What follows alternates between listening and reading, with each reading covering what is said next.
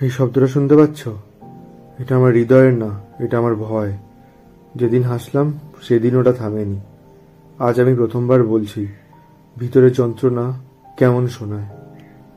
জানো, ডিপ্রেশনের সবচেয়ে ভয়ঙ্কর জিনিসটা হলো এটা কখনো চিৎকার করে আসে না, এটা আস্তে আস্তে আসে। তোমার হাসির ফাঁকে ঢুকে পড়ে, তোমার নীরব রাতের ভেতর ঢুকে পড়ে। আর একদিন তুমি বুঝতেই পারো না কবে তোমার হৃদয় ধকধকটা ভয় পরিণত হলো। রাতে বিছানায় শুয়ে থাকা অবস্থায় হঠাৎ এই ধকধকটা জোরে বাজে। মনে হয় কেউ ভেতর থেকে দরজা ধাক্কা দিচ্ছে, কিন্তু দরজা খুলছে না। শরীর ঘুমাতে চায়, মাথা চুপ হতে চায়, কিন্তু বুকের ভেতর শুধু একটাই শব্দ, ধপ ধপ ধপ। মনে হয় কোনো ভুল হয়ে গেছে, মনে হয় দম বন্ধ হয়ে আসছে, মনে হয় পৃথিবীটা একটু ভারী আর আমি একটু বেশি একা।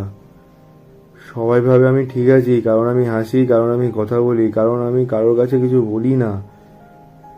কিন্তু তারা জানে না আমার ভিতরের নীরব যুদ্ধটা এই ধকধক শব্দে বাজে। কখনো আমি ফোন বন্ধ করে দিই, ঘর অন্ধকার করে রাখি, চোখ বন্ধ করি, কিন্তু হৃদয় শান্ত হয় না। আর তখনই ভাবি, আমি কি সত্যি এতটুকু ওয়ার্থলেস? আমাকে ছাড়া কি সত্যি কিছু থেমে যাবে?